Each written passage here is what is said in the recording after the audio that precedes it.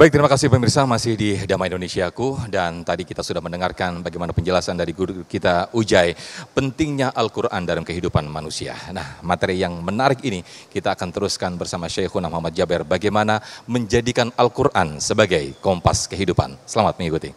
Silakan Syekh.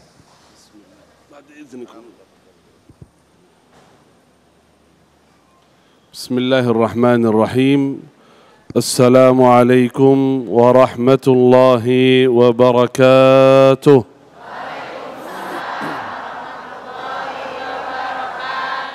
Alhamdulillahi rabbil alamin. Alhamdulillahi hamdan kathiran tayyiban mubarakan fih. Allahumma lakal hamdu hatta tarda, wa lakal hamdu idha radit, wa lakal hamdu ba'da ar-ridha. يا ربنا لك الحمد كما ينبغي لجلال وجهك وعظيم سلطانك. اللهم صل وسلم وبارك وأنعم على عبدك ورسولك نبينا وسيدنا وحبيبنا وشفيعنا محمد صلى الله وسلم وبارك عليه وعلى آله وأصحابه أجمعين. أما بعد. Al-Mukarram wal-Muhtaram akhina Ustaz Abdul Rahman Jilani, tadi Masya Allah penjelasannya sangat luar biasa. Kita tidak terasa waktunya habis. Kalau menurut saya diambil waktu saya aja Ustaz. Jujur Masya Allah, jazakumullah khair. Kami hormati Ustaz Sufyan, Bapak Ibu semua, jamaah yang luar biasa, jamaah Masjid Al-Muslimin Bogor. Semoga Al-Muslimun, Muslimin, Muslimun sama aja lah. Semoga ya Rabb selalu dalam kesehatan, keberkahan, kelancaran, kemudahan ya Rabbal Alamin segala urusan. Amin. Pemirsa TV One Damai Indonesiaku, semoga ya Rabb di bulan Ramadan yang mulia ini kita sama-sama dimuliakan oleh Allah Subhanahu wa taala. Amin ya Rabbal Alamin. أعوذ بالله من الشيطان الرجيم. بسم الله الرحمن الرحيم. شهر رمضان الذي أنزل فيه القرآن. شهر رمضان الذي أنزل فيه القرآن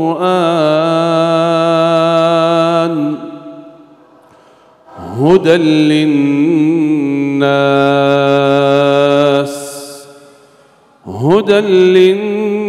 للناس وبينات من الهدى والفرقان.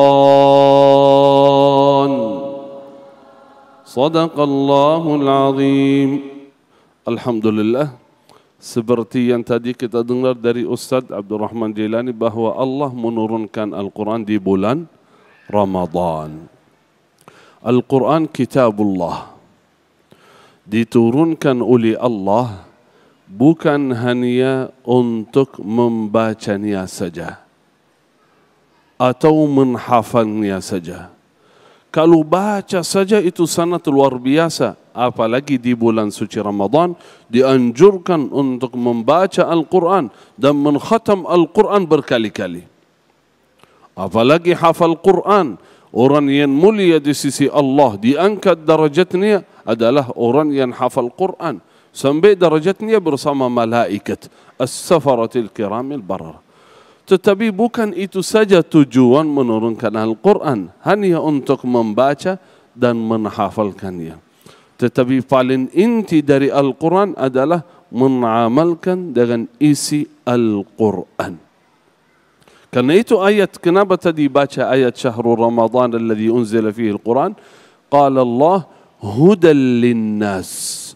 Hudan linnas, petunjuk bagi manusia. Petunjuk untuk seluruh aspek kehidupan kita.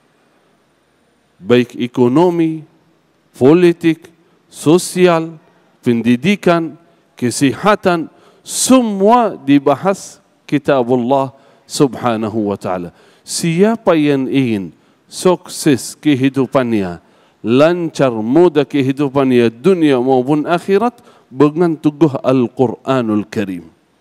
Saya kasih contoh yang jelas Bapak Ibu. Kalau kita beli alat apapun, motor, mobil, mesin apa saja, pasti ada buku kecil, betul enggak? Apa namanya buku itu? Unduan kan? Katalog. Apa isinya? Cara memakai alat itu. Cara misal bagaimana pakai mobil, motor atau mesin tersebut. Ya, misal contoh mobil, ini bensin atau solar atau listrik. Isinya di mana? Isi bensin ada tempat khusus, betul enggak? Saya enggak mau. Saya mau isi, enggak usah bensin. Bensin itu agak mahal. Saya mau isi air. Kira-kira bisa jalan enggak? Kok saya mau ini, saya mau air. Tapi enggak, yang produksi mobil ini sudah kasih caranya begini. Kalau pakai cara lain enggak bisa. Begitu contohnya Allah Jalla Jalaluhu Subhanahu wa ta'ala menciptakan alam semesta ini. Allah berikan kitab Al-Quran untuk semua kehidupan kita. Siapa yang ingin kehidupan yang lancar, bukan hanya membacanya, amalkan dengan isinya Al-Quran. Kalau mengamalkan, menjalankan isi Al-Quran, insyaAllah kehidupan kita dunia dan akhirat berjalan lancar semua. Karena itu saudara, sangat penting sekali kalau membaca Al-Quran bukan hanya, apalagi di bulan Ramadan, sering saya sampaikan kepada jemaah, kalau baca Al-Quran hadirkan beberapa niat. Yang pertama untuk mendapatkan hidayah oleh Allah. Karena Al-Quran adalah kitab hudan linnas. Baca Al-Quran supaya hati saya mendapatkan hidayah oleh Allah Subhanahu wa ta'ala. Yang kedua, baca Al-Quran supaya mendapatkan petunjuk untuk kehidupan. Solusi segala masalah yang kita hadapi di dalam kehidupan ada di dalam Al-Quran. Kata seorang alim, bayangkan, subhanallah, Nabi Muhammad sallallahu alaihi wasallam bukan orang politik, tapi semua dia bisa memberikan jalan keluar. Karena apa? Wahyu dari Allah.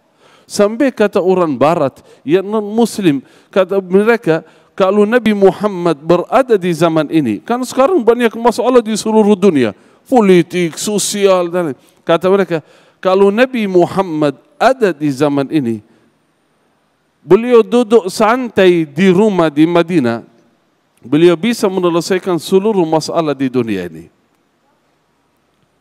Dengan beliau duduk santai, sampai kata saya masih ingat kalimat beliau, qal wa huwa yashrabu finjan qahwa, dia minum kopi di rumah santai bisa menyelesaikan seluruh masalahnya. Kenapa? Karena beliau menjalankan wahyullah Al-Quranul Karim.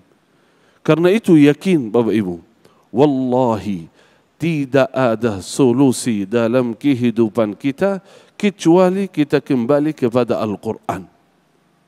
Karena itu dalam hadis Nabi sallallahu alaihi wasallam bersabda, qal taraktu fikum amrayn lan tadillu ba'di abada. Saya tinggalkan dua perkara. Kalau kalian pegang teguh dua perkara ini, tidak akan sesat kalian sama sekali. Kitabullah wa sunnati, Al-Quran dan As-Sunnah. Amalkan, jalankan apa yang dalam isi Al-Quran. Bukan hanya di alam politik atau dalam negara. Kita secara pribadi Bapak Ibu, banyak yang kita hadapi dalam kehidupan. Banyak masalah yang kita hadapi, solusinya Al-Quran. Dalam kesihatan, sosial, ekonomi, pendidikan, cari dalam Al-Quran. Karena itu para sahabat Rasulullah sallallahu alaihi wasallam, ini pesan untuk kita semua. Untuk santri-santri yang sedang hafal Quran sampai khatam 30 juz, itu sangat luar biasa. Tapi ingat bagaimana cara sahabat Rasulullah sallallahu alaihi wasallam ketika mereka belajar Al-Quran bersama Nabi Muhammad sallallahu alaihi wasallam. Kata mereka, kunna nata'allamu 10 ayat. Kita belajar bersama Nabi Muhammad sallallahu alaihi wasallam 10 ayat. 10 ayat saja. Qal wala nata'addaha. Kami tidak melewati 10 ayat itu. Hatta naqra'uha. Sampai kita belajari cara pembacaannya. Tahsinul Quran. Itu sangat penting. wa nafhamuha. Kami memahami ayat itu. Tujuannya apa? Allah perintah apa? Kalau diperintahkan oleh Allah kita jalankan. Kalau ada larangan kita jauhkan. Apa ya isinya apa? Kita memahaminya. Qal thumma na'malu biha. Kemudian kita mengamalkan dengan isinya. Kita amalkan dulu. Setelah itu baru kita lanjut 10 ayat berikutnya. Ini memang berat. Coba lihat berapa ayat yang kita hafal. Berapa ayat yang kita baca. Apakah kita mengamalkan dengan isinya? Karena itu umat Islam ini sangat jauh dari kesuksesan dunia maupun akhirat kita. Tapi insya Allah kalau jauh dari kesuksesan dunia, tapi insya Allah kita enggak jauh dari kesuksesan akhirat. Semoga Allah berikan taufik hidayah bagi kita supaya lebih dekat dengan Al-Quran. Semoga menjadi sahabat Al-Quran dan nanti mendapatkan syafaatul Quran di hari kiamat. Amin ya rabbal alamin. Baik, terima kasih Syekhuna Syekh Muhammad Jabir yang telah memberikan tausiah untuk segmen kedua ini. Nah, bagaimana kehidupan Al-Quran dalam kehidupan kita? Mungkin kita sering membaca Al-Quran, bahkan kita intens setiap hari kita membaca Al-Quran. Namun rasa-rasanya kehampaan masih kita jumpai di dalam kehidupan kita. Ada apa? Nah, kita akan elaborasi tema besar kita di segmen Tanya Jawab. Ada 3 segmen yang insya Allah nanti kita undang para bapak-bapak, ibu-ibu untuk mengajukan pertanyaan mengenai tema yang menarik ini, Al-Quran sebagai kompas kehidupan. Tetaplah bersama kami di Damai Indonesiaku.